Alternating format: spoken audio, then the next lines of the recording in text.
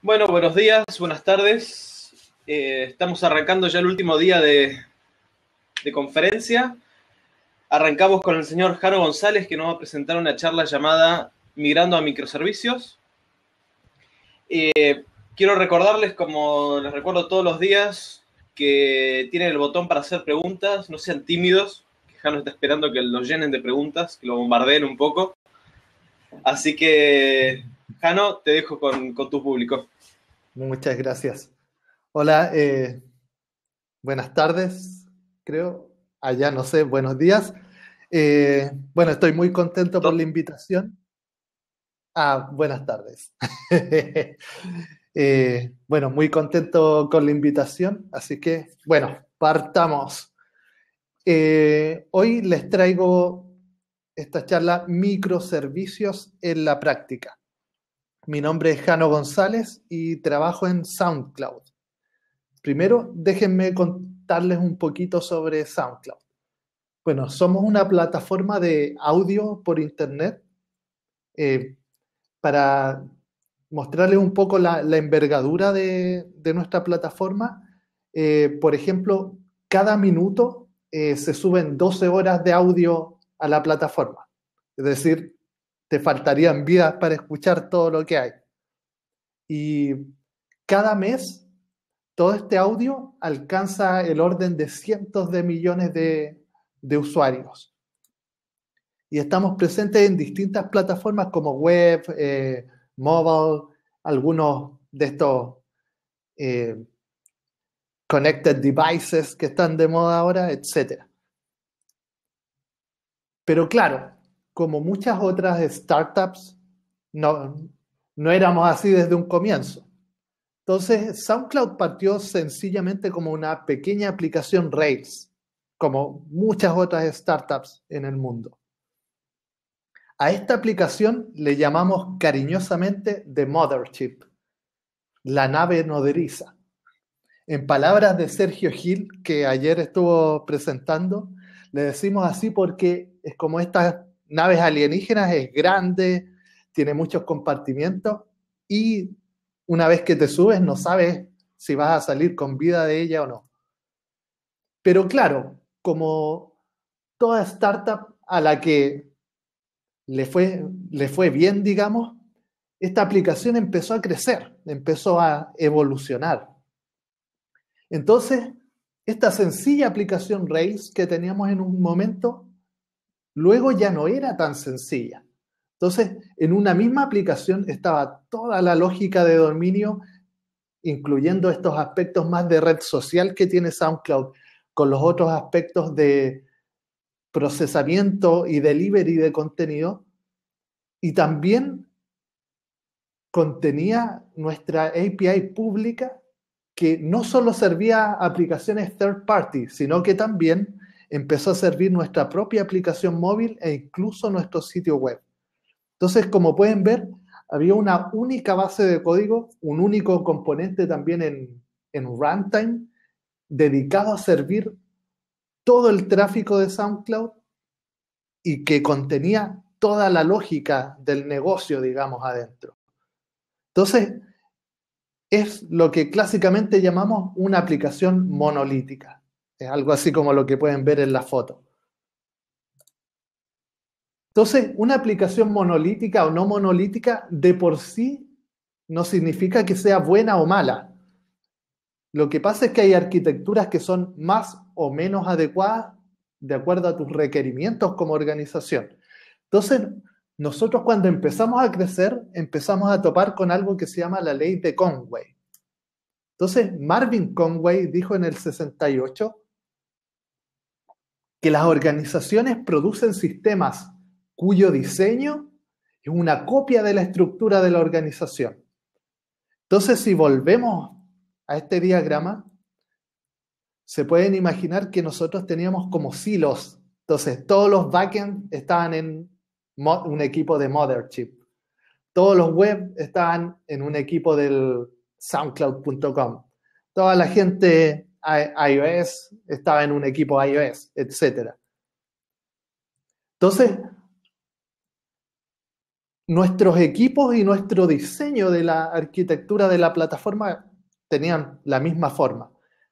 Entonces, esto nos llevó a la necesidad de romper este monolito para, por un lado, soportar un modelo de equipos basados en features y, por otro lado, también hacer más rápida la evolución de la plataforma.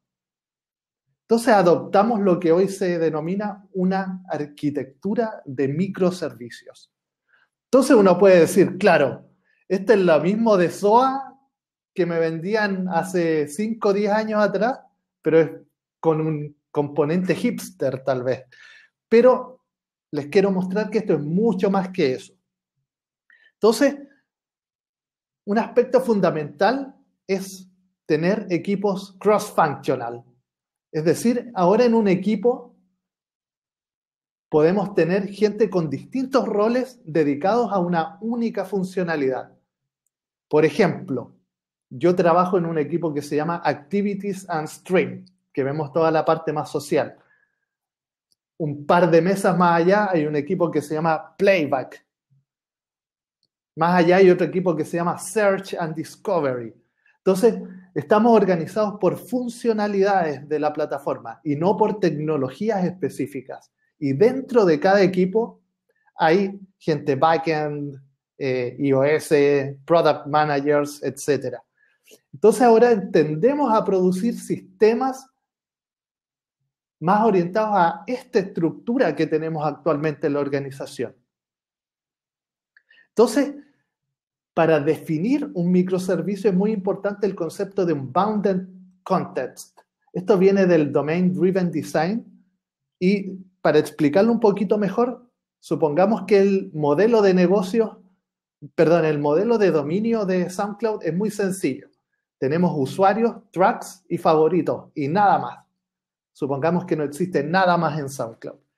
Entonces, podemos ver que tenemos 3 entidades de negocios, pero podemos extraer distintas vistas de cómo estas entidades se relacionan. Entonces, por ejemplo, si yo quiero crear un sistema de favoritos, si ven ahí el cuadradito punteado, lamentablemente no puedo apuntar aquí, pero si ven la parte de favoritings, podríamos hacer una vista de todo este modelo de dominio que quepa en nuestra cabeza para solo ese problema. Entonces podemos decir que el bounded context de los favoritings incluye los favoritings y de los tracks el único atributo que nos interesa es cuántos likes tiene ese track. Entonces, en vez de tener todo ese modelo de dominio en la cabeza de cada persona en cada equipo, podemos tener estos bounded contexts que nos dan un contexto en el cual trabajar. Aparte de eso, podemos ocupar la herramienta más adecuada para cada uno de estos servicios. Tenemos tests que corren más rápido porque son bases de código más pequeñas. También es más fácil reemplazar funcionalidad. Es fácil evolucionar ciertos componentes sin afectar todo el resto del ecosistema. También facilita el continuous deployment. Entonces, cada servicio está en un pipeline que corre los tests, corre health checks y finalmente hace un deploy de tus commits. Y esto es mucho más fácil cuando tenemos pequeños servicios que funcionan de forma aislada. Entonces alguien puede decir, ya, esto se parece a SOA entonces, pero sin vendor lock-in. Pero no, yo diría que esto es un poco distinto. Por un lado, SOA nunca quedó bien definido qué era, pero en SOA siempre estaba el concepto de un bus de servicios por lo general, con reglas de orquestación muy complejas y uniendo respuestas de distintos servicios. Las arquitecturas de microservicios, digamos que son lo contrario. Los componentes son los que tienen mucha lógica, son los inteligentes, digamos, y los pipes de comunicación son los que son digamos, que son tontos, entre comillas. Entonces ocupamos protocolos de comunicación sencillos y sin orquestación, como simplemente HTTP, AMQP para colas de mensajería, o podemos tener protocolos binarios como Thrift, etc. Pero no está en este lugar el mítico bus de servicios que teníamos en SOA, por ejemplo. Pero claro, no todo es maravilla en este mundo. Entonces hay muchas cosas peligrosas en una arquitectura de microservicios. Primero, nosotros tuvimos un problema que lo denominamos acá la explosión cámbrica de lenguajes. Entonces podemos usar demasiadas herramientas distintas. Entonces puede haber un equipo que le gusta mucho Erlang, por ejemplo, ya empieza a hacer servicios en Erlang. Otro en Haskell, ya empieza a hacer servicios en Haskell. Otro en Java, hace en Java, etc. El tema es que después empieza a ser muy difícil que una persona se mueva de un equipo a otro porque hay demasiados stacks en paralelo en una misma organización. Eso nos llevó a futuro a tratar de estandarizar un poco nuestro stack tecnológico. Otro problema que puede aparecer es tener esfuerzos duplicados. Tantos equipos cross-functional que de repente hay una descoordinación y dos equipos pueden estar trabajando en algo muy similar y no aunar esfuerzos. También tenemos un problema de disponibilidad versus consistencia. En los microservicios siempre se trata de también no solo separar a nivel de servicio, obviamente, sino también a nivel de datos. Entonces, los datos están aislados unos de otros. Entonces, tenemos que elegir entre que estos datos sean consistentes o que nuestro sitio siempre esté disponible. Entonces, son decisiones que nos lleva a tomar una determinada arquitectura. También otro problema que ocurre en estas arquitecturas son los fallos en cascada. Entonces, el fallo en un componente puede causar fallos en otro componente que lo tenía como dependencia y así sucesivamente hasta causar un outage total de la plataforma. Otro problema es que ahora todos los componentes ya no comparten información en memoria, sino que lo hacen a través de llamadas de red. Eso nos lleva a tener demasiadas llamadas de red comparado a una arquitectura monolítica. Y en general, el problema es tener llamadas de red. No importa tanto si son muchas o pocas. Ya lo dijo Peter Deutsch, por ejemplo, en 10 falacias de la computación distribuida. Una de las falacias es que la red es confiable. Entonces siempre tienes que pensar en problemas de latencia, en que se cae un enlace, etc. Y obviamente en algún punto, si no tienes buen tracing distribuido de todos los requests que tienes en la plataforma, llegas al problema de, ¿qué servicio llamaba a otro servicio? Especialmente en caso de un outage, eso no es tan bueno tener esas dudas. Entonces, en esa primera parte explicamos un poquito las características buenas y malas de una arquitectura de microservicios y por qué SoundCloud en este caso quiso adoptarla. Entonces ahora les voy a contar un poquito de cómo ha sido este proceso, nuestra migración hacia microservicios. Entonces, lo primero que, digamos, nuestra primera ley fue decir no a el Big Bang Migration.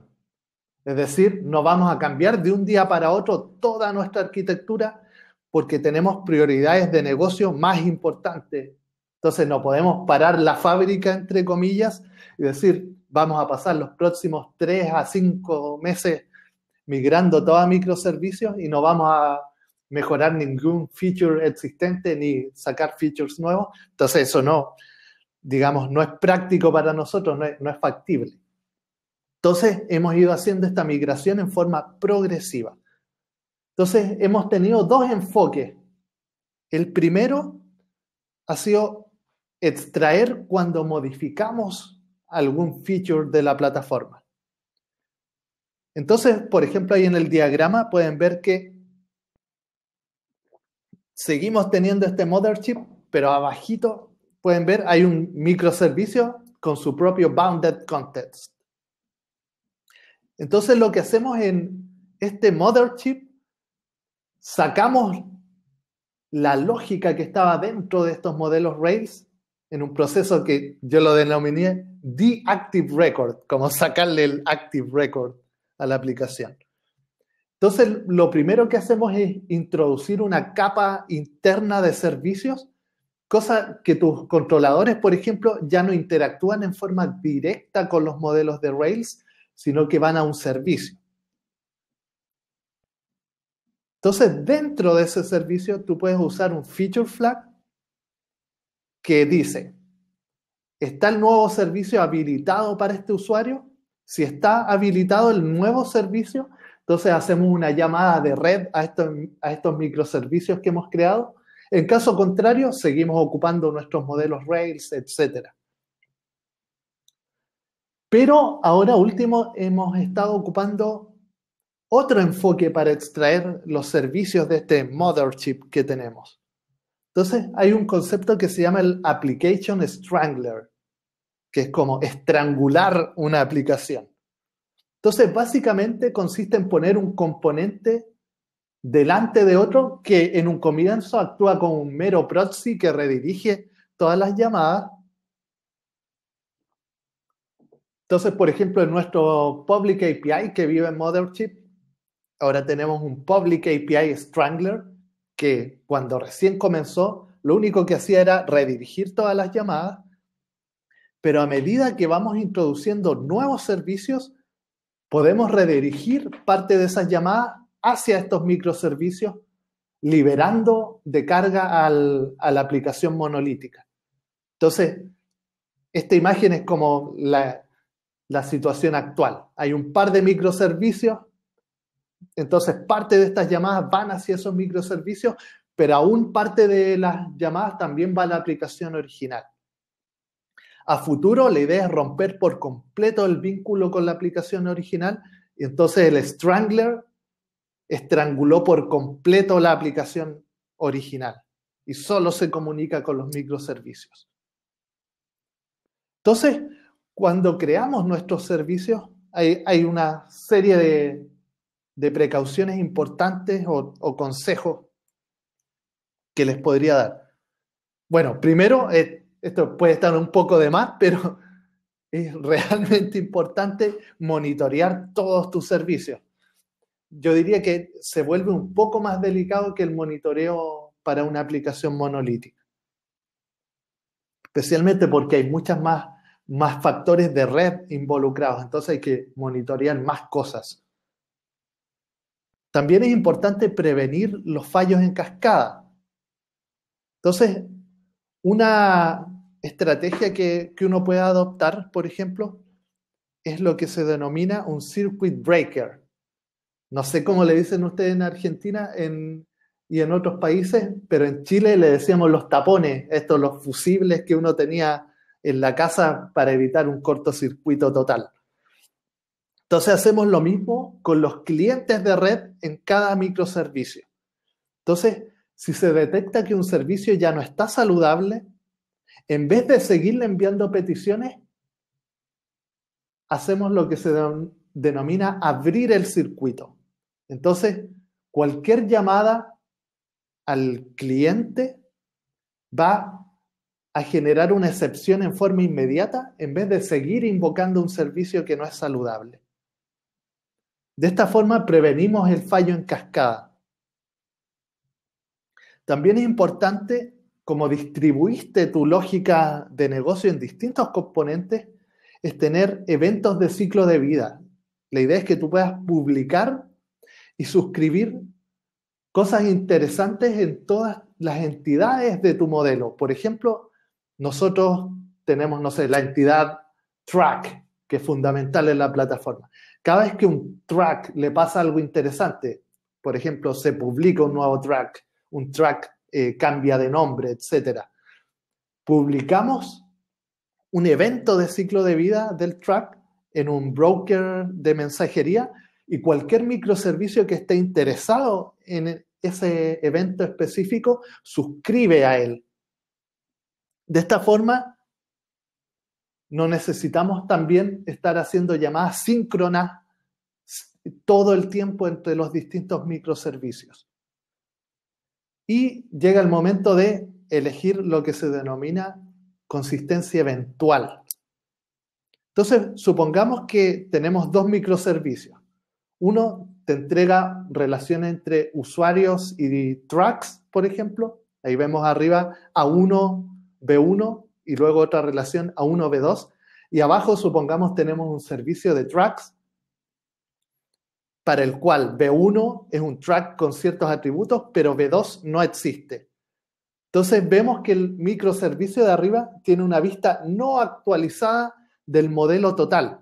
Todavía no se ha enterado de que el track B2 no existe. Entonces, a esto lo llamamos como eventualmente consistente. Entonces, no tenemos garantías duras de consistencia entre los distintos servicios. Por lo tanto, es importante definir la fuente de autoridad sobre cada una de las entidades de tu sistema. Entonces, nosotros definimos distintos roles en nuestros sistemas. Supongamos que el servicio de arriba te entrega tu stream en SoundCloud, es decir, todos los tracks de la gente a la que tú sigues, y el servicio de abajo te entrega los tracks. Entonces, para nosotros, el servicio de arriba es un servicio de listado. Simplemente entrega un listado de identificadores. Y el sistema de abajo es lo que nosotros denominamos un sistema de entidades, que tiene la información autoritativa sobre entidades. Entonces, si el sistema de entidades dice que el track B2 no existe, significa que al componer una respuesta, eliminamos cualquier referencia al track B2 porque el sistema autoritativo nos lo dice. Pero claro, cada vez que tenemos más y más microservicios, tenemos el problema de chattiness. Es decir, como hay que hablar con muchos servicios para obtener algo útil. Obviamente, si un cliente, como una aplicación móvil, se conectara a muchos servicios por temas de latencia, esto sería pésimo. Otro problema es que muchas veces un API público entrega representaciones que no son las más adecuadas para cada dispositivo. A lo mejor en mobile tú necesitas representaciones más ligeras y en web te puedes permitir representaciones más pesadas de tus entidades con más información. Entonces eso nos llevó a crear APIs específicas por cliente. Entonces tenemos una API para clientes mobile, una API para clientes web, tenemos nuestro API público para third party, etc.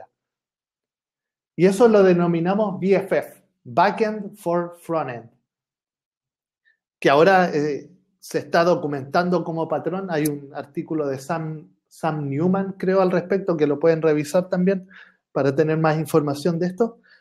Entonces, básicamente creamos un API específico para cada cliente y ese es el que se encarga de contactar los distintos microservicios y entrega una respuesta a un cliente, de manera tal que los clientes tienen respuestas o, digamos, interacciones con una API que son más de grano grueso.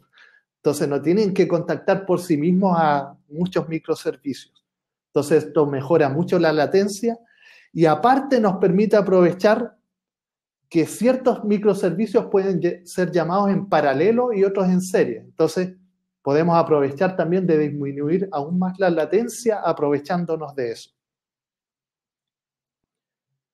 Y bueno, esto es más o menos lo que hemos venido haciendo hasta el momento, pero hay cosas que seguimos mejorando. Por ejemplo, nuestro sistema de tracing distribuido sigue mejorando. Estamos ocupando ahora Zipkin, creado por Twitter, que permite tener una visión, digamos, global del fan-out que hace cada uno de los requests que llegan a tus APIs.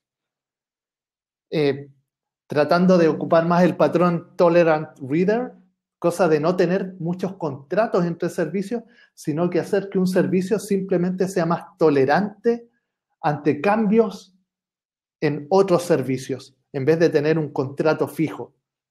Hay gente que le gusta más el otro enfoque, pero nosotros preferimos este. También estamos ocupando ya en forma no tan experimental, sino que ya para algunos servicios, protocolos binarios como ThriftMats, con las ventajas obviamente en performance, etc.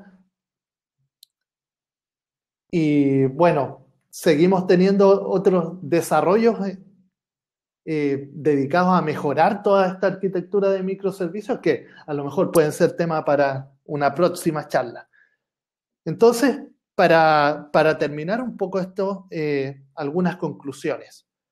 Primero, una arquitectura de microservicios, en nuestro caso, nos permitió tener equipos pequeños y mucho más concentrados en ciertos aspectos de la plataforma. También incrementó incrementó, todo lo contrario, redujo el tiempo de delivery para nuestros equipos. Entonces, en vez de tener que todos enviar pull requests a una misma base de código, por ejemplo, tenemos equipos que trabajan más independiente y mucho más rápido. Pero hay que ser muy cuidadoso, por ejemplo, de perder, digamos, el big picture, por ejemplo. Ver cómo todos estos microservicios se relacionan entre sí. También hay que tener mucho cuidado de no tener muchos stacks tecnológicos distintos, dado que tienes distintos servicios. También mucho cuidado de no tener esfuerzos duplicados entre distintos equipos. En nuestro caso, por ejemplo, tenemos un equipo de Core Engineering que ayuda al resto de los equipos en estos temas para evitar que ocurran. También es importante evitar el Big Bang Migration. Un cambio de arquitectura no puede pasar rápido y por otro lado no puede ser excusa un cambio de arquitectura para dejar de lado otras prioridades, especialmente en empresas que están creciendo rápidamente. Obviamente tienes que esperar fallos distribuidos porque van a suceder y tener estrategias para cuando ocurran. Tienes que monitorear todos los servicios. Y finalmente, el último mensaje sería que, claro, los microservicios han funcionado para SoundCloud porque es una organización con ciertas características, pero no son una bala de plata. No significa que porque nos funcionaron a nosotros, vayan a funcionar en cualquier otro tipo de compañía, cualquier otro tipo de negocio, etc. Bueno, muchas gracias y si hay alguna pregunta, quedo disponible. Les recuerdo soundcloud.com/jobs. Hay un par de ofertas de trabajo si es que a alguien le interesa unirse a nosotros. Muy bien, el que quiera puede trabajar con Jano. Hay 9 preguntas en la lista, ¡Oh! que venís bien. Te las voy leyendo, ¿te parece? Dale. La primera dice, ¿cómo manejan el provisioning y deployment de cada microservicio? Eso lo pregunta Inkel. Muy buena pregunta. Bueno, actualmente tenemos una herramienta interna que se llama Bazooka, que la podría yo describir como una especie de Heroku interno. Entonces, lo partimos mucho antes de que estuviera más popular Docker y ahora Kubernetes, no sé cómo se pronuncia, y otras tecnologías similares.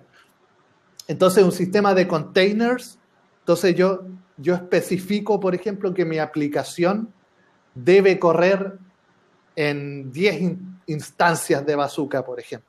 Bien. Entonces, eso está en un cierto descriptor del script de deployment.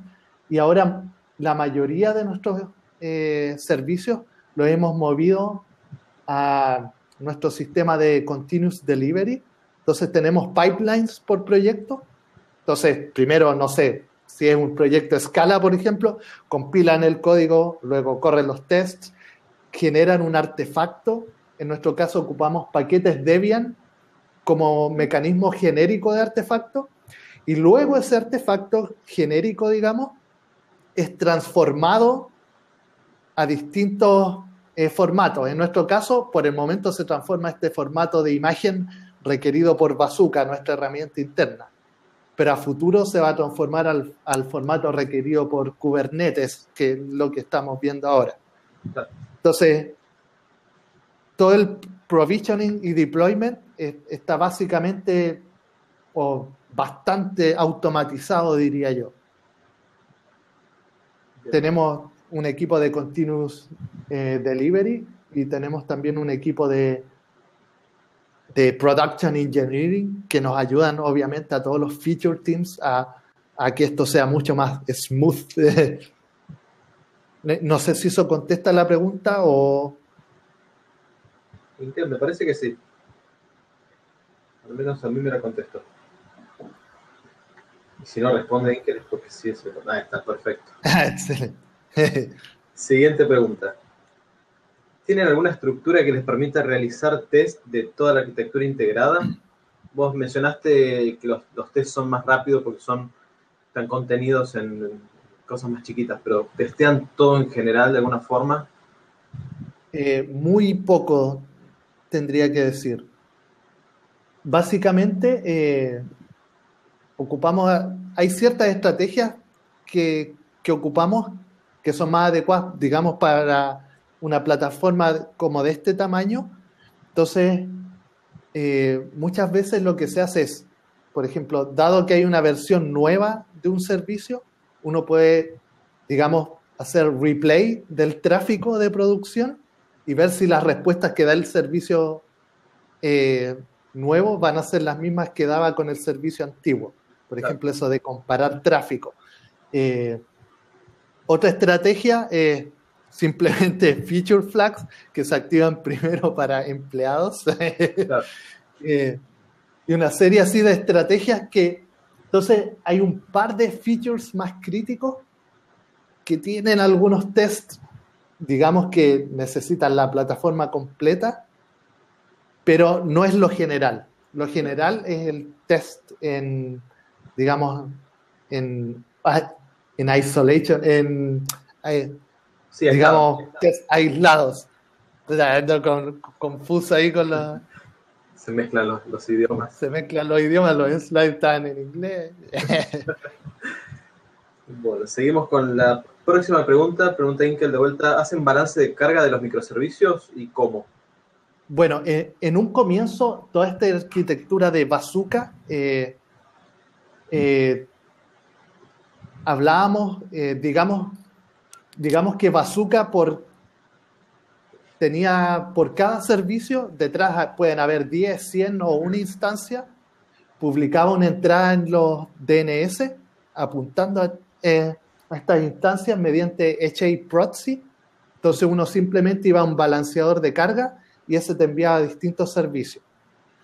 Pero pasa, especialmente en la arquitectura con muchos requests internos, que los balanceadores de carga empiezan a ser puntos únicos de fallo. Entonces ahora lo que estamos haciendo es más bien ocupar Service Discovery. Entonces cada servicio, bueno, hay todo un tema de records en el DNS, etcétera, pero digamos que dado una dirección de Service Discovery, esta dirección se resuelve digamos, todas las IP de cada una de las instancias.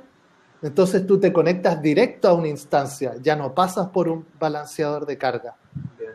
Y todos estos temas de Service Discovery son, digamos, suficientemente inteligentes para no hacer que siempre le den toda la carga a la misma máquina, sacar máquinas que están down, etc. Perfecto.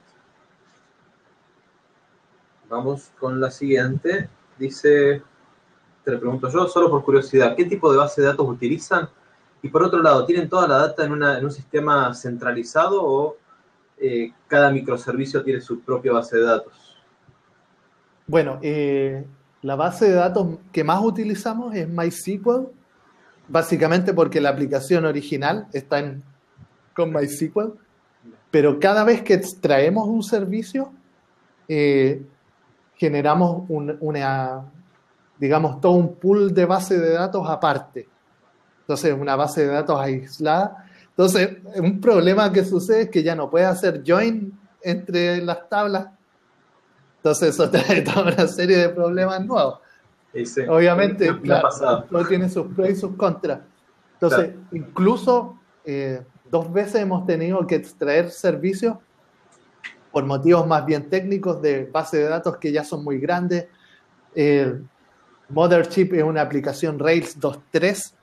Entonces, no es decir, le voy a hacer una configuración multimaster y rezar que todo va a ir bien en producción. Entonces, también hemos extraído servicios simplemente por temas técnicos como ese, de no querer hacer un upgrade a una máquina aún más grande de base de datos. Y bueno, siguiendo contestando la pregunta verdadera, MySQL, algunos sistemas con Cassandra también, y yo creo que vamos a utilizar Cassandra cada vez más porque temas de, especialmente cuando las bases de datos son muy grandes, tener temas de sharding automático, soporte para replicación multi-data center y una serie de cosas que vienen ya como hechas y no tienes que tú agregarle o elegir ciertos componentes.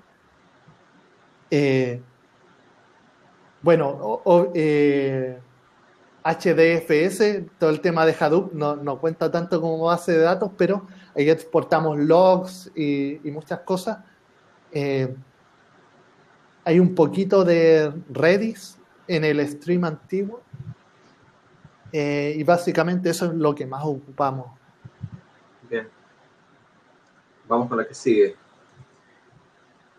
Si hubieran pasado la aplicación monolítica a otro lenguaje y usando muchos forks, ¿hubiera sido una solución válida o solo los microservicios eran una solución? Claro, en nuestro caso hay un post que puedo recomendar.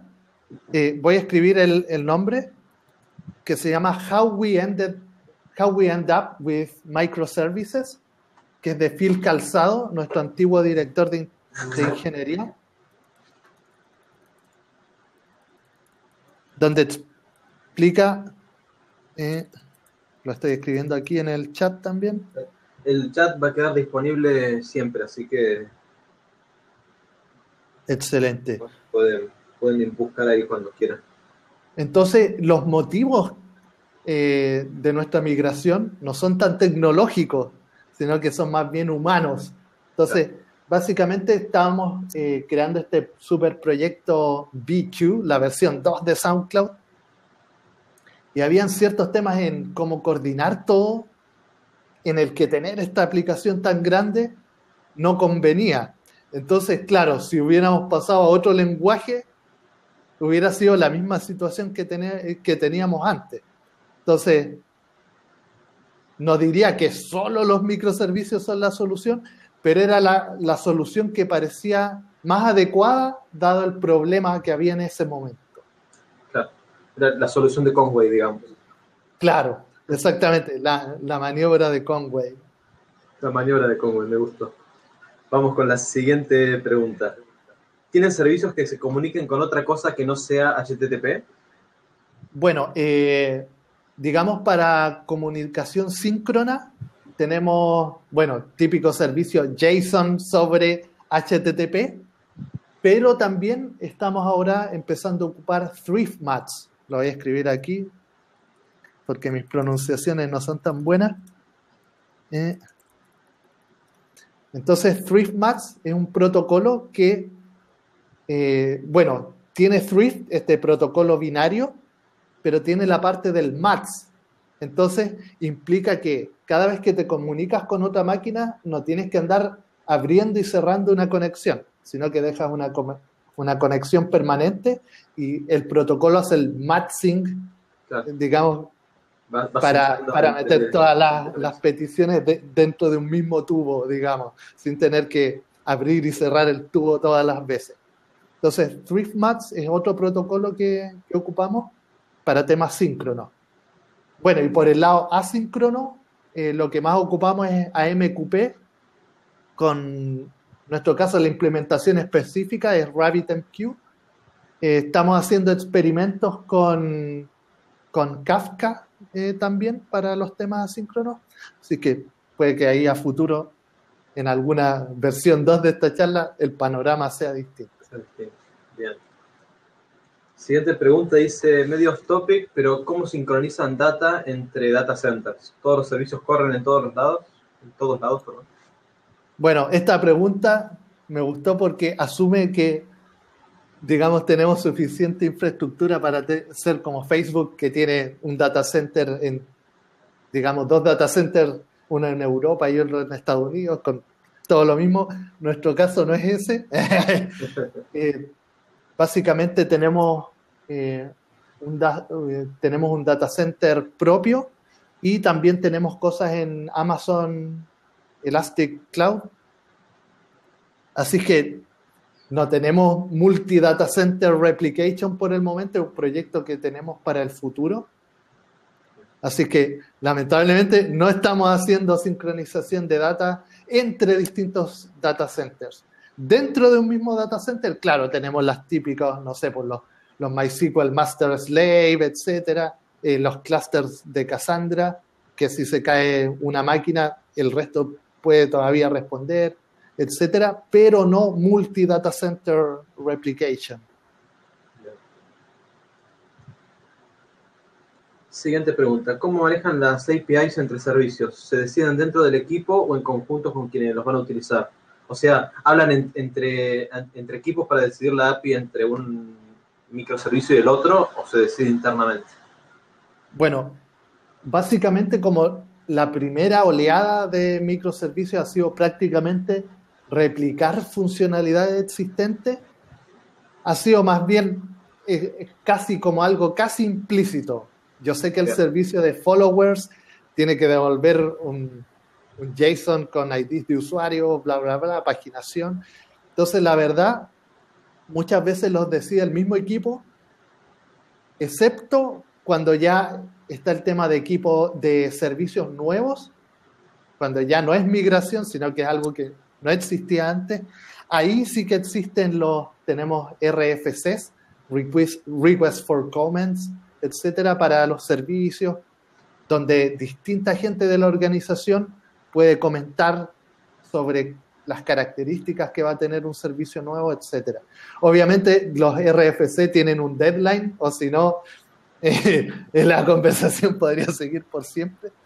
Pero claro, está ese mecanismo para los servicios, digamos, totalmente nuevos. Y los que son migración, básicamente el equipo que lo está migrando decide cómo es el API, porque muchas veces ellos van a construir la parte cliente también para integrarlo más rápido en otros lados.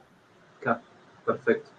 La siguiente pregunta la voy a saltear y responder la última que está relacionada. La última pregunta es, ¿qué herramientas usan para la comunicación entre equipos? Bueno, SoundCloud, diría que el 99% del trabajo es presencial, pero tenemos oficinas en distintas ciudades. Tenemos acá en Berlín, otra en Londres, una en San Francisco y otra en Nueva York, con, digamos, distintos equipos. Los headquarters están aquí en Berlín, así que, aunque parezca ridículo, a veces claro, muchas comunicaciones, pararse, ir al puesto de otra persona o pillarse a la persona en el café, pero claro, pasa mucho, la verdad. Segundo nivel de lejanía, ocupamos Slack como herramienta interna de comunicación. Entonces, entre distintas oficinas, o si te da flojera ir al segundo o tercer piso, tenemos Slack. También ocupamos estos sistemas de videoconferencia. Se me olvida siempre el nombre. Pero bueno, típico sistema enterprise de videoconferencia para tener conferencias entre las oficinas de distintos lados. Para hacer el tracking de todo el código fuente, ocupamos GitHub. Para hacer tracking de los features y los bugs, Jira, que no le gusta a mucha gente, pero al final uno aprende a vivir con Jira.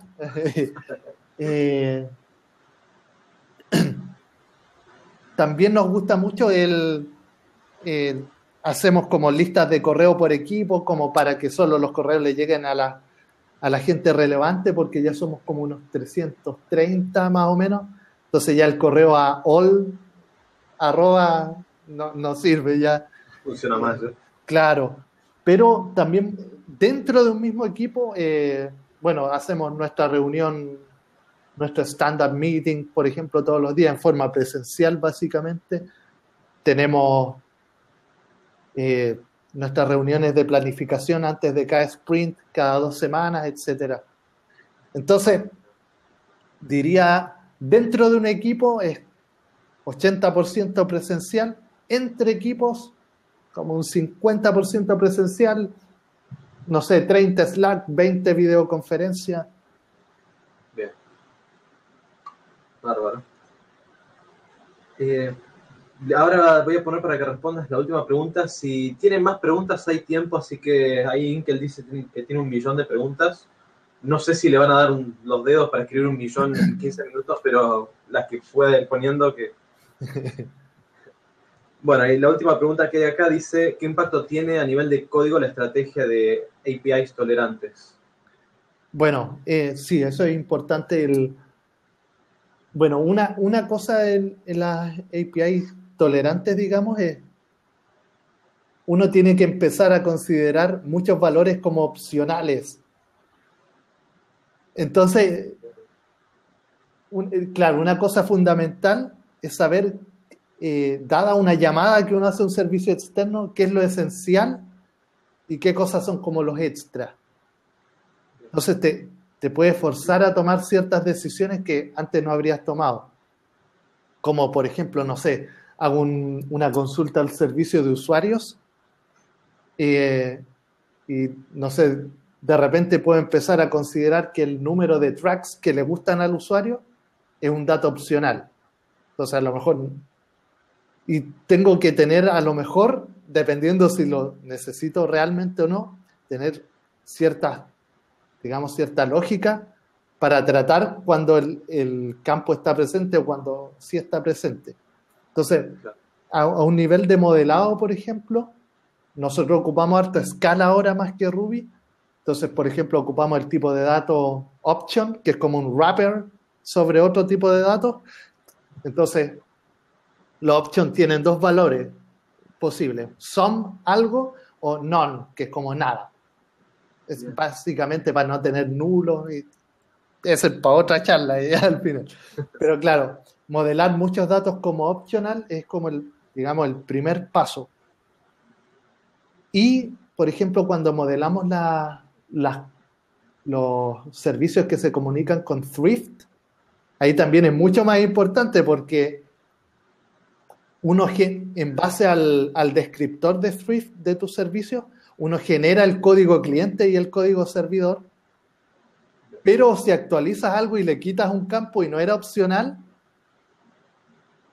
básicamente va a romper todos los clientes. Entonces, claro, también ahí implica ciertas estrategias, como si agregas un campo nuevo a una llamada, tiene que ser opcional, porque ¿qué pasa con los clientes antiguos que aún no actualizan? Entonces, hay unos documentos bien buenos de Thrift que, por ejemplo, te dan las buenas prácticas para evolucionar servicios.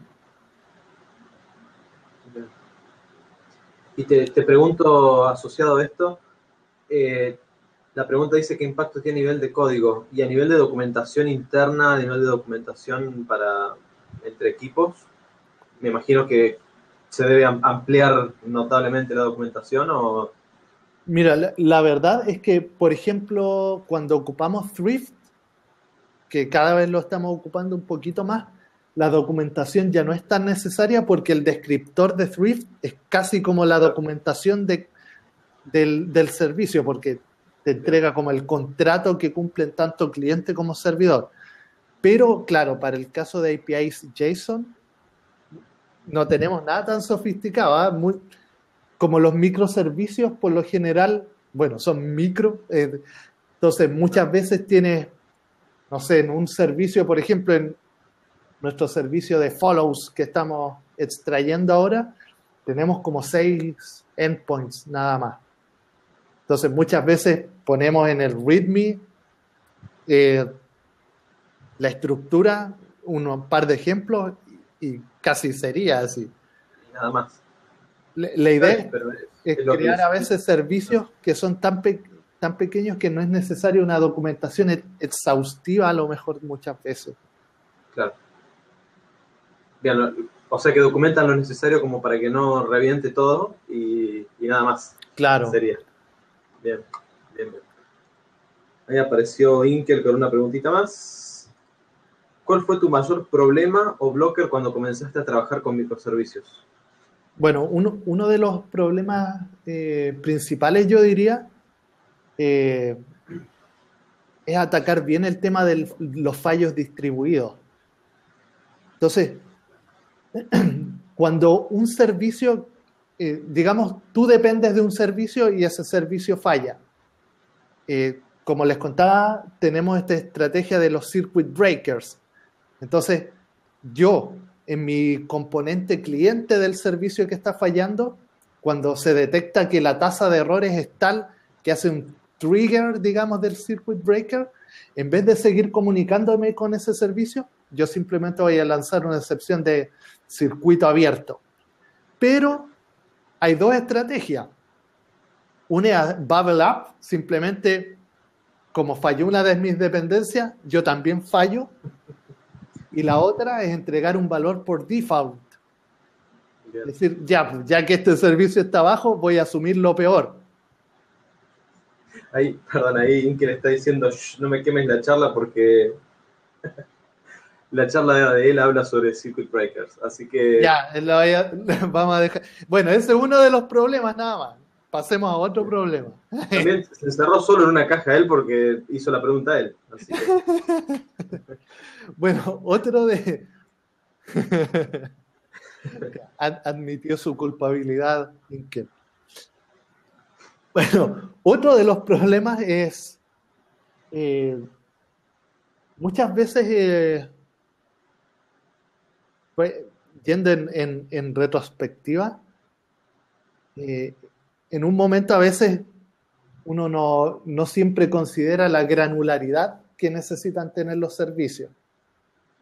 Entonces, eso puede implicar, por ejemplo, que el mother chip en un momento hacía X requests a un endpoint, pero si ese endpoint es de un grano un poco más grueso, va a ser X partido por 2 nada más. Entonces hay ciertos temas de diseño de las APIs que también uno debe cuidar. Y lo otro importante que a veces se convierte en un problema complicado es como componer respuestas dadas llamadas a distintos microservicios.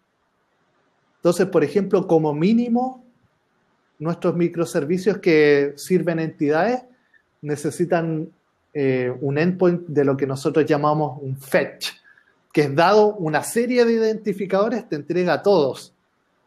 ¿Por qué? Porque puede pasar, por ejemplo, que el servicio de stream dice para ti, Fede, los tracks que tú, de acuerdo a la gente que tú sigues, los tracks van a ser el 1, 2, 3, 4 y 5. Entonces, para componer una respuesta completa necesitas la representación de cada uno de esos tracks, ¿cierto? Entonces, cuando tú vas al servicio de tracks, no puedes estar preguntando de a uno cada track, porque la latencia se va a las nubes. Y el número de llamadas, entonces, soportar, digamos, estas llamadas batch o bulk fetching en cada uno de tus servicios es importante. Lo otro es saber cuándo un servicio puede ser llamado en paralelo o cuándo requiere sí o sí ser llamado en serie. Entonces, la forma en que compones respuestas a través de distintos microservicios también a veces te obliga a pensar un poco más de lo necesario. Bien. Bueno, muy buena la charla, Jano. La verdad que yo no la había escuchado y es muy, muy interesante. Se nota lo interesante de la charla en la cantidad de preguntas que hubo. Qué bueno. Así que, ¿cuántos millones de preguntas te quedaron, Inkel, en la cabeza? Porque ese es el otro contador que tenemos de calidad. Varias. Así que, bueno, Jano, te agradezco muchísimo por esta charla que diste. No, gracias por la invitación. Por estar acá con nosotros. Ahora, 5 minutitos nomás llega Inkel con su charla sobre Circuit Breakers, así que Excelente. bueno, nos estamos viendo ahí, yo ahora los paso para la otra sesión. Nos vemos. Nos vemos.